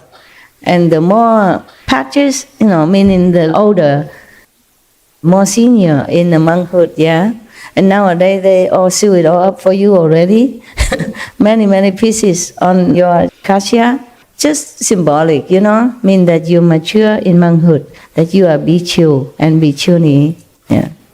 But in the old time, there was a very practical piece of clothing for the monks and for the nuns. The nuns, of course, has to wear more. The monk is easy. Even just that is enough. And they wash it and they wear it immediately. Mostly they will have only that. They don't have double to change. I had almost like that when I was in Rishikesh, except it's white. I had 2 pair. Because if a woman, you get wet, it clings to your body. It's not good. So if it's wet, I change. So I have 2 pair, but very thin so that I can carry around. Okay? And some undergarment, of course. All right. So I had only 2. I wash and I wear immediately. Just put on the rock and you wrap around with something, and then you wait, you meditate, and then your clothes dry, and then you go home. Oh, I feel very nostalgic. As long as I'm along the Ganges River, I do this thing. Yeah, I can't remember so many places I went. Yeah, that kind of life is my life. That really is my life. I was so happy. I did not even think that I'm happy or not happy. You just feel, empty of everything. You just fine. You just live your life. That's the life that I want. And I always love that kind of life. That's the happiest time of my life. That reminds of the poem On a Riverbank. Yeah, I also said On the Riverbank. And that's where the poem came from, the song came from. Also another one I made for the Buddha birthday, also on the Ganges River. Yeah. These poems are real, real scenery. Yeah. I really love to have that kind of life. You have no idea. You have no idea. You have no idea how I love that kind of life. The other day I was talking to a sister from India, and we were saying if we could organize a retreat back in Rishikesh or something. You mean me? Are you? Probably we could have worked. All of you? Yeah. I don't know if they have such a big place for you in Rishikesh. It's kind of mountainous, and some ashram are very small. There's a lot of temples. Temple, but you not for all this. Small temples, yes. Yeah. And they let you stay 3 days only. Every resting place in between or temple, 3 days you can stay. Because others can come, otherwise you keep staying there and you become owner of the temple and no other pilgrim has no place, you see? So the rule, 3 days, yes, maximum. That's very hospitable already, yeah? But I love this kind of life. I don't remember any time, even during my marriage, good marriage, would I have been so happy as that time in Rishikesh. Rishikesh is a more deep impressed because I stayed there long and alone in little mud hut, and truly lived the life that I wanted to, even though I don't have a lot of money. Every day I can afford to make my own chapati, a few, and then a cucumber or peanut butter. That's it. If I eat an extra samosa, the next day I have to to skip lunch. Yeah, it's cheap, but I didn't have a lot of money at that time. It had to last. I didn't know how long I stay. Now I think about it, that's the happiest time ever, of my life. Happiest time. And if I could do it again now, I would be ever so happy again.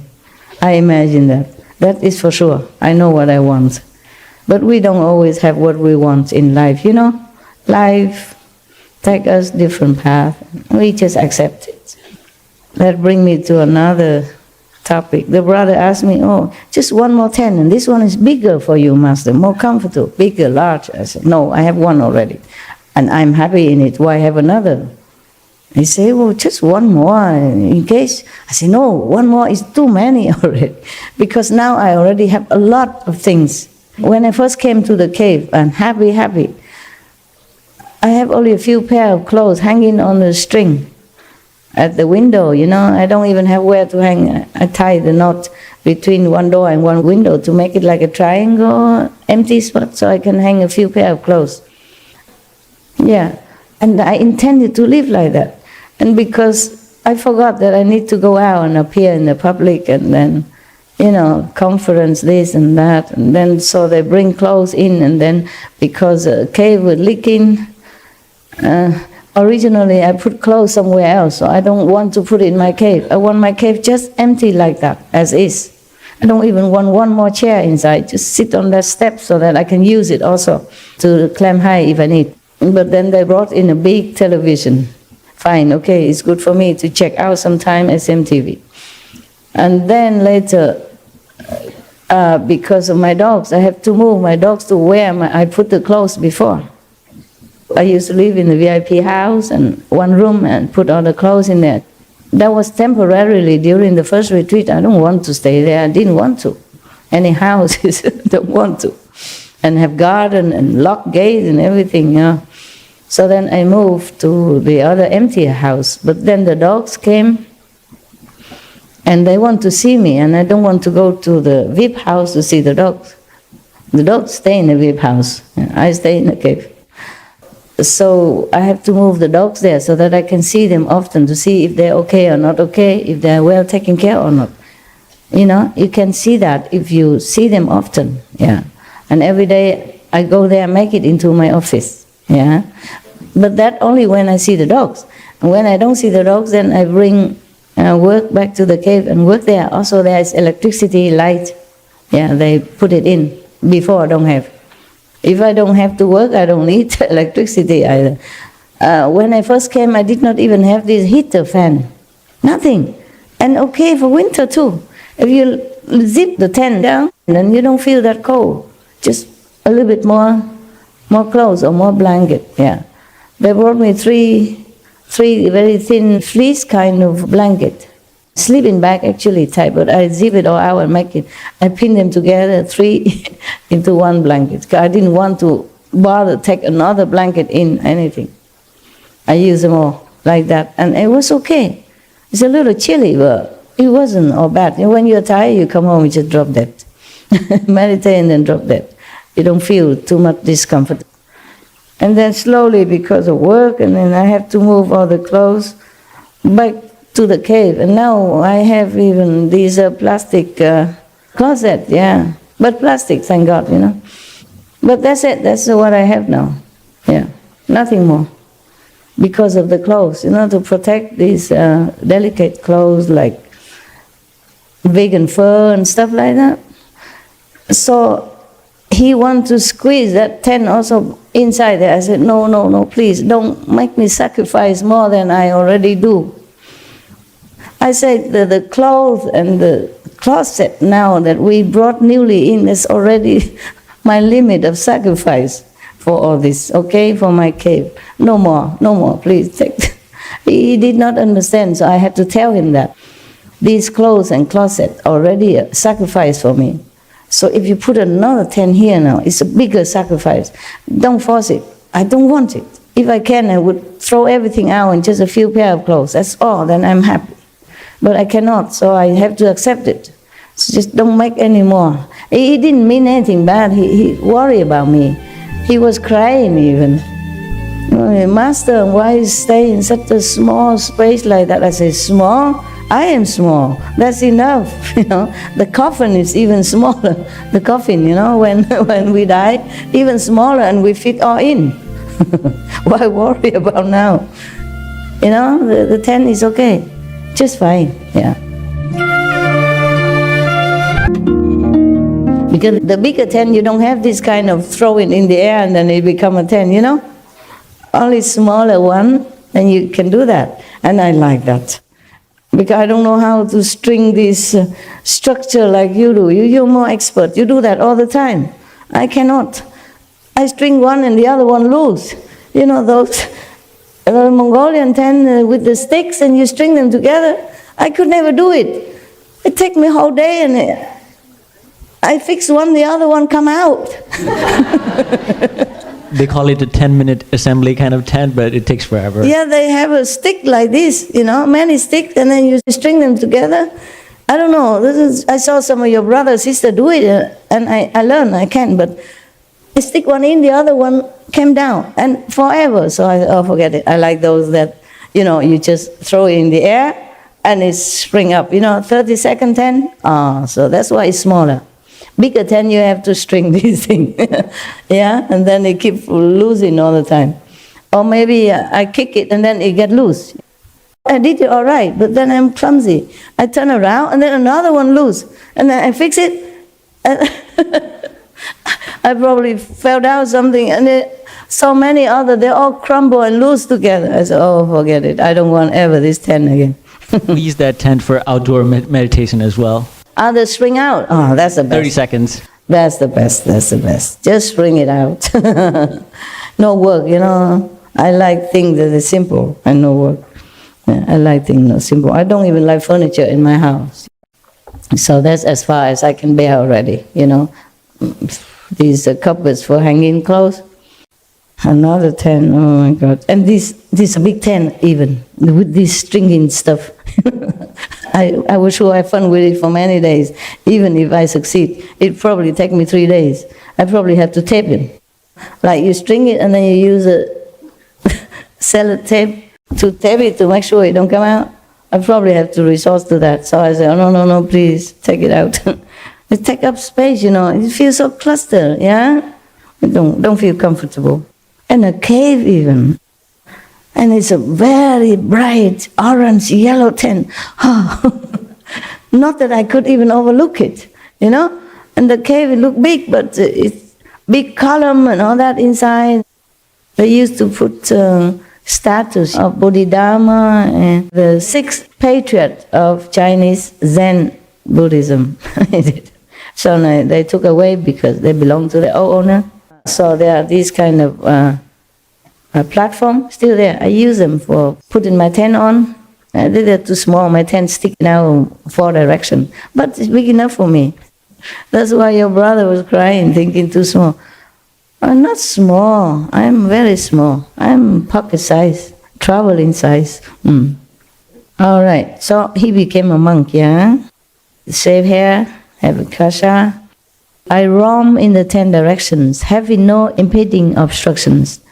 I discovered my spiritual penetrations, which are esteemed as unsurpassed, and I accomplished arhatship. So he has become arhat. But even then, can you imagine?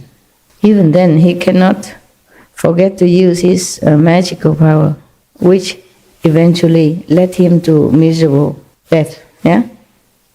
He continued, not only the honor one, but the thirst come ones of the 10 directions praise my spiritual powers as perfectly clear and pure, masterful and fearless. The Buddha asked about perfect penetration by means of a spiral-like attention to the profound. The light of my mind was revealed, just as muddy water clears. Eventually it became pure and dazzling. This is the foremost method. So that's his meditation method. Now, next monk. Any question about that? Anything I forgot to tell you? You see, he saw the light inside already. If you see the light, that means you already contact with the Buddha nature, no? That means you're enlightened already. Just that. But he has more. He has more than just seeing the light. So the Buddha certified him as arhat. If you don't see the light, that means you're not anywhere yet. Except when you're in the 4th level and maybe it's dark over there for a while until you fumble around and see your own light, then you'll be okay. Next monk. Achusma came before the Buddha, put his palms together, bowed at the Buddha's feet, and said to the Buddha, I can still remember how many kalpas ago. Oh God, aren't we envious, nah? Always there, remember all the kalpas, numerous. I was filled with excessive greed and desire. There was a Buddha in the world at that time named King of Emptiness. He said that people with too much desire turn into a raging mass of fire. He taught me to contemplate the coolness and warmth throughout my entire body. It's another method. So when he meditated on this method that the Buddha told him, a spiritual light coalesced inside and transformed my thoughts of excessive lust into the fire of wisdom. After that, when any of the Buddhas summoned me, they use the name Firehead because he has succeeded in transforming his desire, his lust into light. Therefore, maybe his head always emits light. They call him Firehead. There was many kalpas, passed. From the strength of the fire light of Samadhi, I accomplished a hardship. I made a great vow that when each of the Buddhas accomplishes the way, I will be a powerful knight and in person subdue the demons' hatred. Maybe that's why he's born at the time of the Buddha now, in order to protect the Buddha and his disciples. Maybe you don't need to protect the Buddha, but protect the disciples that following the Buddha who are not yet powerful enough to subdue the demon. The demons always hang around the Buddha. Yeah, they do like that. They also like to listen to Dharma, but some of them are so fierce. And if your level is not high enough, they might scare you or harm you. They rub off something. And not to talk about the demons and the Maya always hang around the Buddha to cause trouble.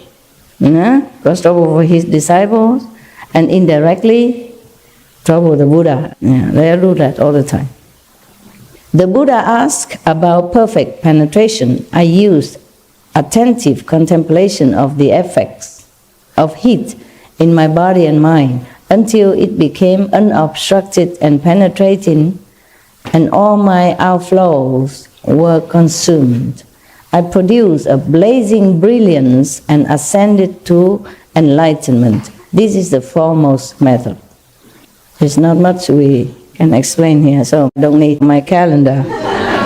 Next one. The Bodhisattva name, maintaining the ground. This is some name, huh? Arose from his seat. Maybe he's the one who taking care of the ground where the people meditate. Bowed at the Buddha's feet and said to the Buddha, I remember when universal light, thus come one, appeared. Another Buddha, long time ago. In the world, in the past, I was a bhikkhu who continually worked on making level the major roads. No wonder that he's an engineer, soil engineer, making roads. Ferry landings and the dangerous spots in the ground where the disrepair might hinder or harm carriages or horses. I did everything from building bridges to hauling sand. No wonder his name is maintaining the ground. Just like goldsmith, blacksmith, woodsmith, carpenter, yeah? Okay. Buddha doesn't have any carpenter, bodhisattva here. I didn't see yet. But he has a soil engineer for sure here, yeah? I was diligent in this hard labor throughout the appearance of limitless Buddhas in the world. Wow, so whenever any Buddha appear in the world, he also appear to level the ground, to maintain the bridge and repair the road. If there were beings at the walls and gates of the cities who needed someone to carry their goods, I would carry them all the way to their destination, set the things down and leave without taking any recompense. And he don't charge money for that. He helped a lot of people. When the Buddha Vipassing appeared in the world, there was a worldwide famine. I would carry people on my back, and no matter how far the distance, I would only accept one small coin. If there was an ox cart stuck in the mud, I would use my spiritual strength to push the wheels and get it out of difficulty. Once a king asked the Buddha to accept a vegetarian feast. At that time, I served the Buddha by leveling the road as he went. Vipassing thus come one rubbed my crown and said, you should level your mind ground. Then everything else in the world would be level. Immediately, at that time, my mind opened. As the Buddha said that, he blessed him also. So immediately, my mind opened up and I saw that the particles of earth composing my own body were no different from all the particles of earth that made up the world. The nature of those particles of dust was such that they did not connect with one another, nor could they be touched by the blade of a sword. Wow. You know that, right? The atoms also, yeah. They look like they're thick together, but they're all separated. Even then you cannot touch them, or you cannot separate them by the sword or a blade or anything. He saw that immediately, you know. I mean, the Buddha blessed him to have some glimpse of enlightenment. Yeah, so within the Dharma nature, I awakened to the patience with the non-existence of beings and phenomena, and accomplished a hardship. I brought my mind back to the extent that I have now entered the ranks of the Bodhisattvas. Hearing the thirst come one proclaim the wonderful lotus flower sutra, the level of the Buddha's knowledge and vision, I have already been certified as having understood, and I am a leader in the assembly of that direction. The Buddha asked about perfect penetration. Upon attentive contemplation of the body and the environment, I saw that these two dusts are exactly the same. Probably he saw the atom. That fundamentally everything is the treasury of the thirst come one, but that an empty falseness arises and creates the dust. When the dust is eliminated, wisdom is perfected, and one accomplishes the unsurpassed way. This is the foremost method. So that's his method. Contemplate the body and the environment, and split the atoms. That means atoms were discovered way before science discovered them. Yeah, the spiritual people know everything before science even begin. Yeah, all right. Okay, maybe another time. Take a rest, all of you also.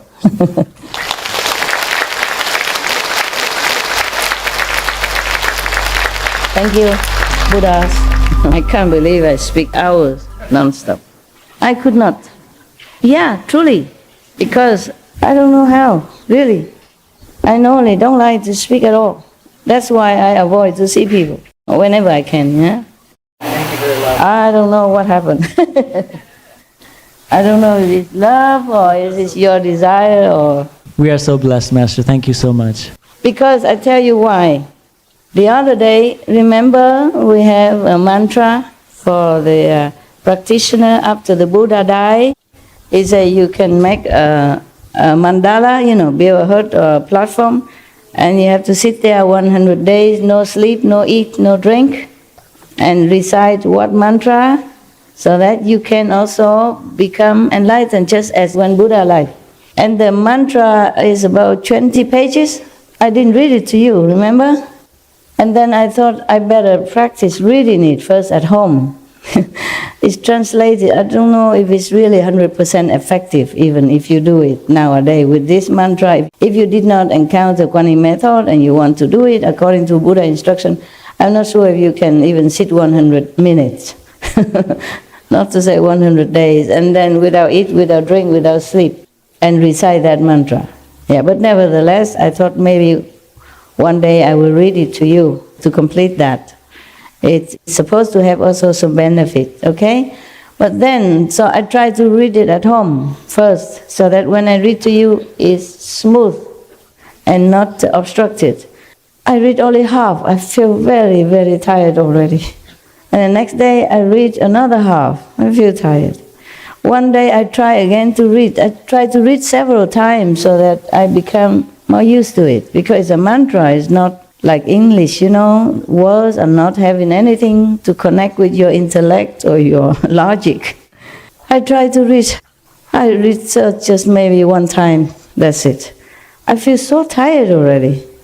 I read loud, understand? Just reading even, don't even have to think. Yeah. So tired. 师父，我可以讲一下吗？说。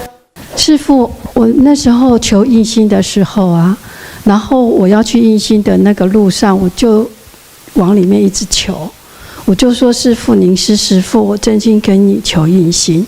那如果我累世修行的对我解脱、对我真正修行没有帮助，请师父就帮我拿掉。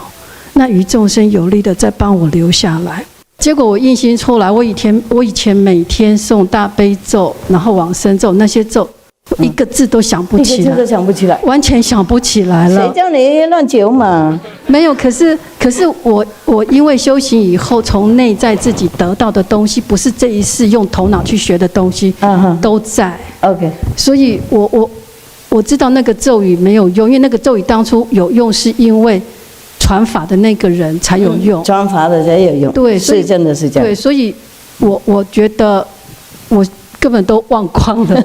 OK， 我印心前还一直在持，我持很多咒，了解。可是连最简单的当然都佛教很多咒忘光了，都忘一干二净。对，然后连最简单的大悲咒，记得那个我也通通忘记了。啊，记得那个就好了。我还记得一些了，不过我不常用，不用。像那个喂那个恶鬼的时候，要念什么咒给他多喂出来的啊，都是弄遍识咒啊，给他而已啦，别的都我记得也不用。好，谢谢，懂了。She just wants to tell you that even if I read that sutra, if I read it to you, it might not be useful, because before she initiates, she asks if anything useless, then please delete it for her. She asked Master to do that before initiation, and it's really she forgot everything. Being a nun, you know many mantras. You have to, yeah. You have to know many mantras, but she forgot everything after initiation. Truly, all deleted, like computer. Dustbin. Okay, I see you maybe later, huh? Maybe.